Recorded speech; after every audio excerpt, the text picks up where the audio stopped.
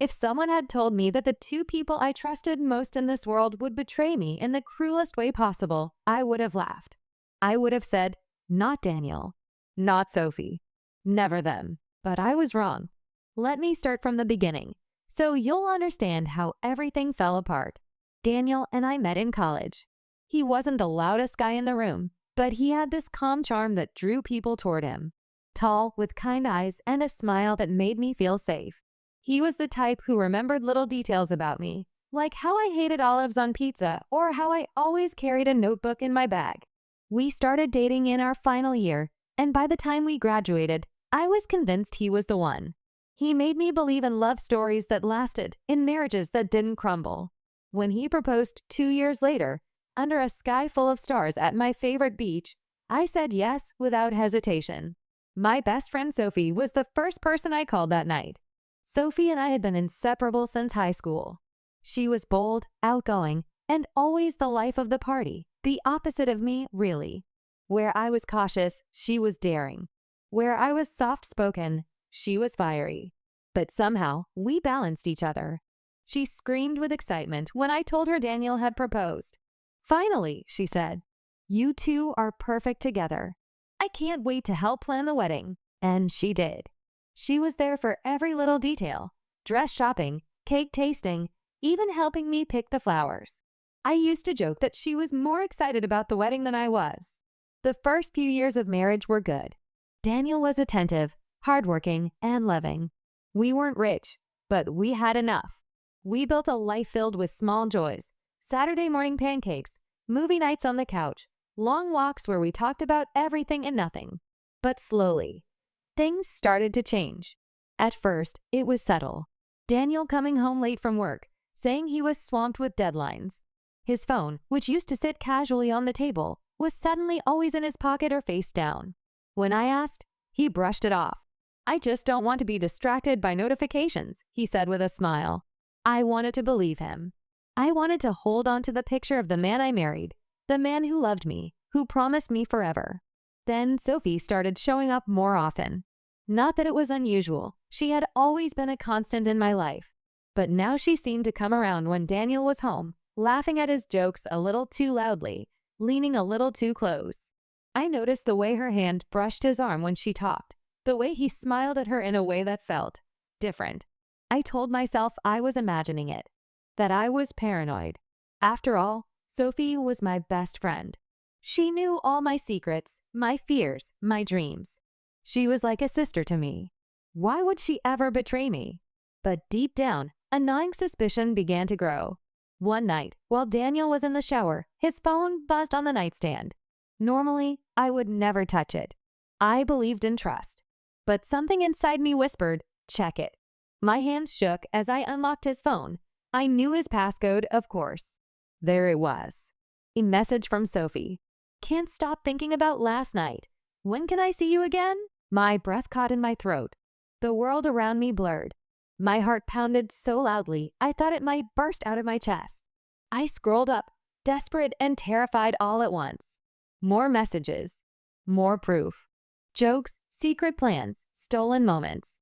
Words that once belonged to me now belonged to her. I dropped the phone, my hands trembling, and staggered back as if I had been punched. The shower turned off. Daniel came out, toweling his hair, smiling at me like nothing was wrong. And in that moment, I had a choice. I could scream, confront him, demand answers. But something inside me went cold. Instead, I smiled. Hey, I said softly, forcing my voice not to break. How was your day? Because I knew one thing. This wasn't going to end with me broken. No. If they thought they could betray me and walk away unscathed, they had no idea who I really was. The days that followed were torture. Pretending everything was normal. Pretending I didn't know. But I needed time. Time to plan. Time to decide how to make them pay for what they'd done. Every time Sophie called me bestie, I wanted to scream. Every time Daniel kissed me goodnight, I wanted to shove him away. But I didn't. I played my role. I laughed when Sophie made jokes. I kissed Daniel back. Because revenge, I realized, was like a recipe. You couldn't rush it. You had to prepare carefully, slowly, patiently. and I was willing to wait. The first step was gathering proof. I started watching more closely, checking Daniel's calendar, his receipts. One night, when he said he was working late, I followed him. My heart raced as I trailed his car, praying he wouldn't notice. He pulled into a quiet street and parked outside Sophie's apartment.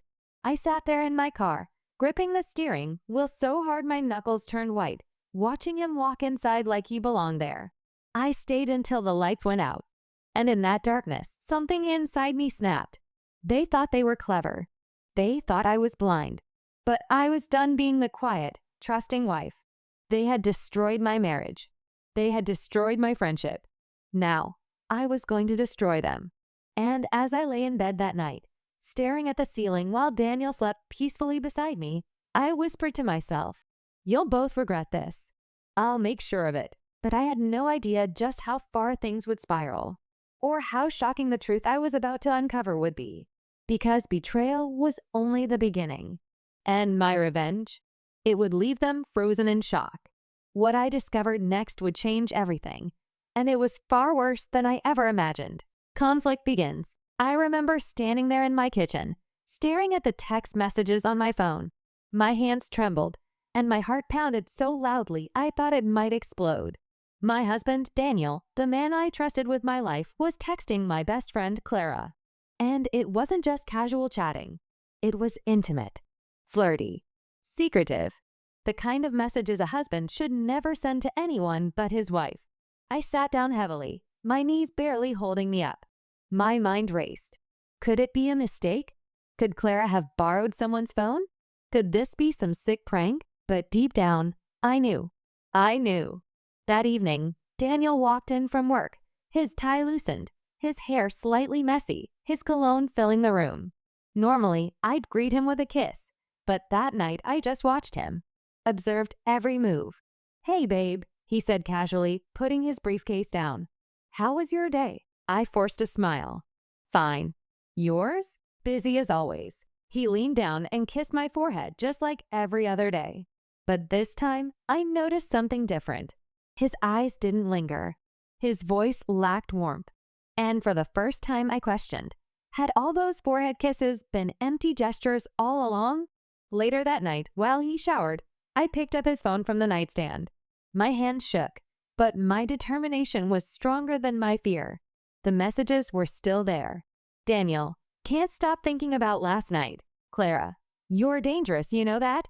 What if she finds out? Daniel, she won't. She trusts us too much." My breath caught in my throat. My eyes burned with tears. Last night, the words cut into me like knives. I slammed the phone shut and shoved it back on the nightstand just as Daniel walked out of the bathroom, towel wrapped around his waist, droplets of water glistening on his skin. "Why do you look so pale?" he asked, concern etched across his face. I swallowed hard. "Just tired."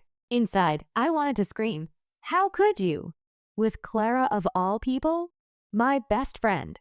But instead, I stayed silent. The following week was pure torture.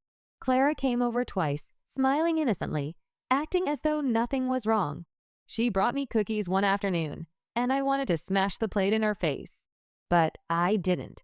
Instead, I pretended. I played the role of the loving wife and loyal friend, all while my insides twisted with betrayal. I watched how Daniel's eyes lingered on Clara when he thought I wasn't looking. How Clara's laugh seemed too forced when she was around me. I was suffocating in my own home. One evening after dinner, I finally broke. "Daniel," I said softly while he scrolled through his phone. "Do you think we're happy?" He looked up, startled. "What do you mean?" "I don't know. Sometimes I just feel like we're drifting apart." He frowned, set his phone aside, and reached for my hand. "You're imagining things, Emma. You know I love you." The audacity of those words nearly made me laugh. Love? Was that what he called it when he kissed Clara behind my back? "Yeah," I whispered. "Maybe you're right." But in my mind, I promised myself something. If they think I'm blind, they're wrong. If they think I'm weak, they're even more wrong. The breaking point came a few nights later. I had trouble sleeping, so I went downstairs for some water.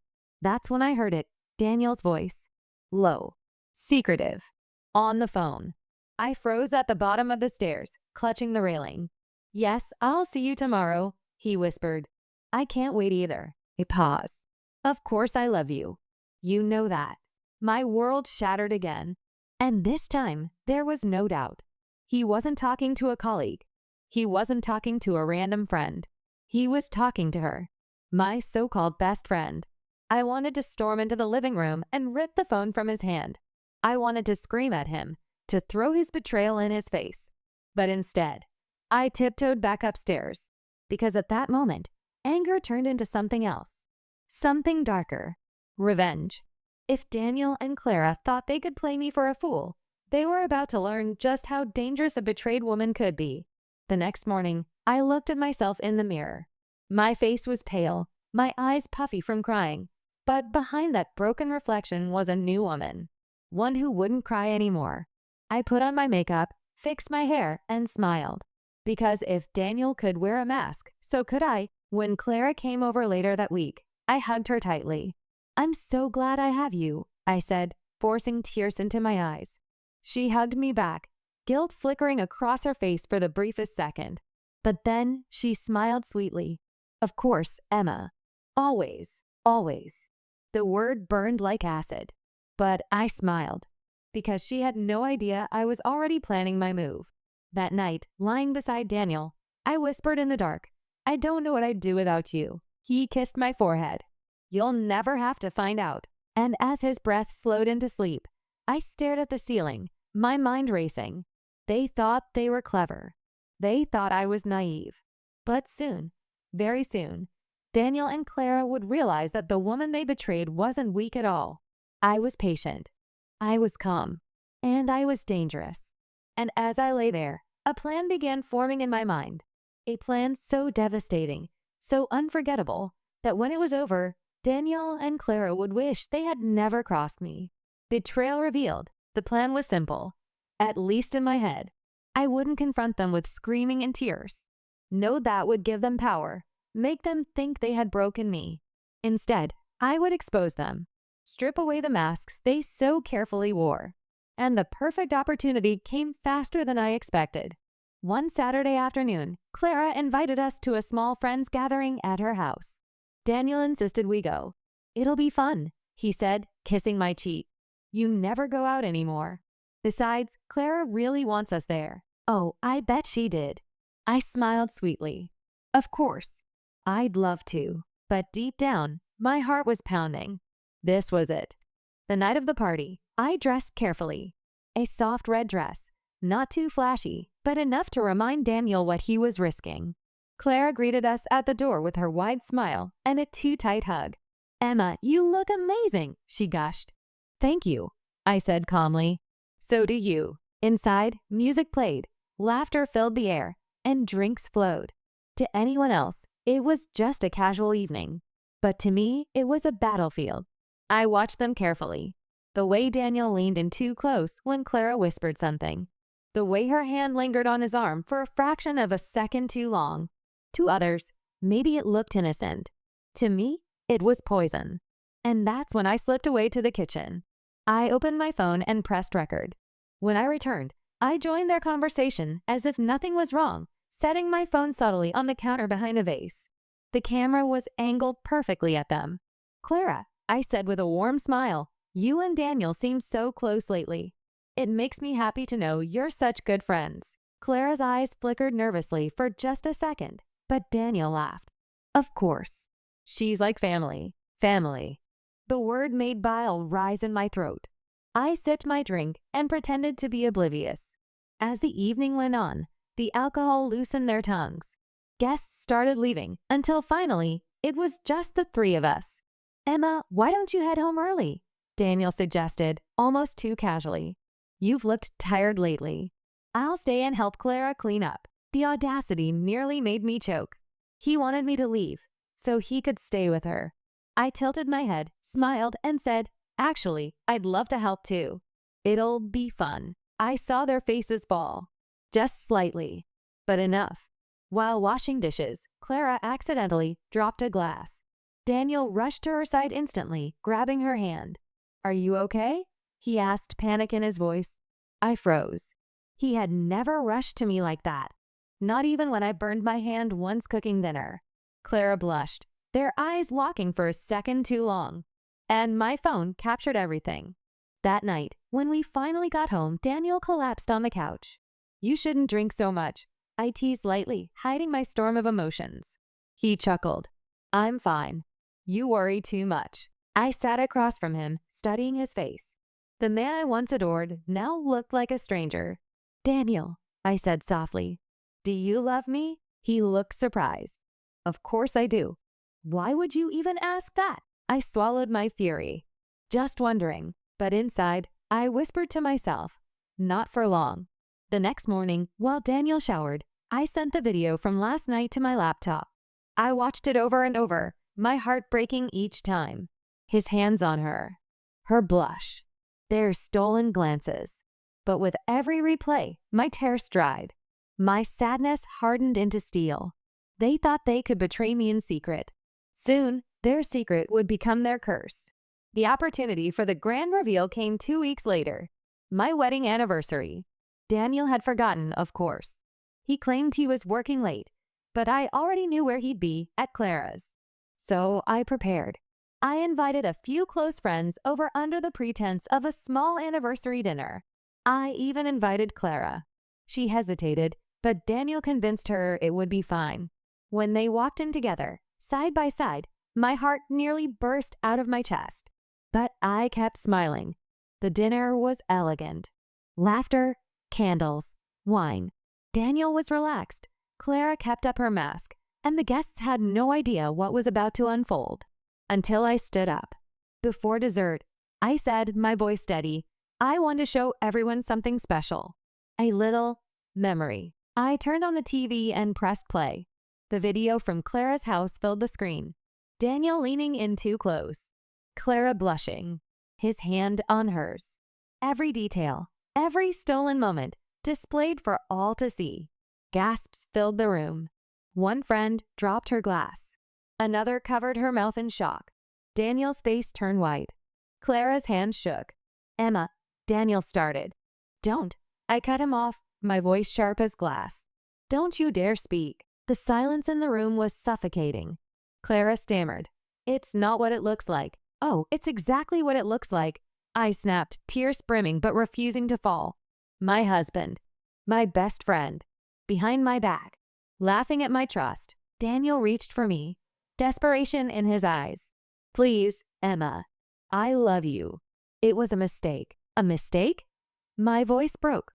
"A mistake that happened how many times, Daniel? A mistake that you whispered, 'I love you' into the phone at midnight? Don't insult me." The guests were silent, eyes wide, watching the marriage they thought was perfect crumble in front of them. I took a deep breath and looked at Clara. "You were my sister. My family. And this is what you do to me." She opened her mouth, but no words came. I straightened my shoulders. "I want both of you out of my life. Tonight. Forever," Daniel begged. Clara cried. But I didn't waver. As they stumbled out the door, my friends tried to comfort me. But I didn't want comfort. I didn't want pity. Because even though my heart was shattered, I had taken the first step. I had stripped them bare in front of everyone. Exposed their lies. But this wasn't the end. No, this was only the beginning. As I closed the door behind them, silence filled the house. My tears finally fell. But through the pain, one thought burned bright in my mind. They ruined my life. Now I'll ruin theirs. Revenge strikes back. The night they left, I stood alone in the living room. The silence was heavy, pressing against my chest. My friends had all gone, leaving me with shattered memories and a hollow heart. For hours, I sat staring at the flickering candlelight, asking myself over and over, why me? Why would they do this? But by dawn, the tears were gone. Something inside me shifted. If they thought I would fade quietly into the background, they were wrong. If they thought betrayal had broken me, they had no idea what I was capable of. This wasn't an ending. It was a rebirth. The divorce papers. The first step was legal. I contacted a lawyer the very next morning. "I want a divorce," I said, my voice calm, steady, almost frightening in its control. My lawyer raised an eyebrow. "Are you sure you don't want to try counseling?" Many. No. My tone was sharp. He destroyed this marriage. I won't waste another breath on it. I handed over the evidence, the video, the phone call recordings, the late-night messages I had collected. My lawyer nodded, clearly impressed. Mrs. Thompson, he said, with this, you'll walk away with everything you deserve. And that's exactly what I intended. Clara's ruin. But it wasn't enough to just end the marriage. Clara needed to feel the sting of betrayal too. She had paraded herself as my sister, my best friend, only to stab me in the back. Now, I would take everything she valued most, her reputation.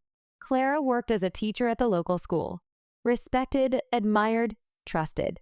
Parents adored her. Children looked up to her. So I sent the video, anonymously, to the school board, to the Parents Association, to anyone who held power over her career. The fallout was immediate. By the end of the week, Clara was suspended. Parents whispered in the hallways. Students giggled behind her back.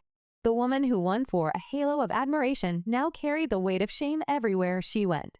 I watched from a distance, cold, satisfied. Daniel's fall. Daniel thought he could beg his way back into my life. Emma, he pleaded when he showed up at my door one evening. His eyes were bloodshot, his shirt wrinkled. I made a mistake.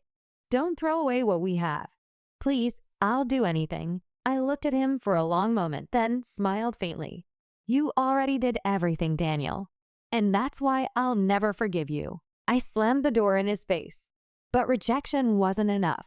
Daniel's company valued loyalty, integrity, family values. So I forwarded them the same video. Within days, whispers spread in his office.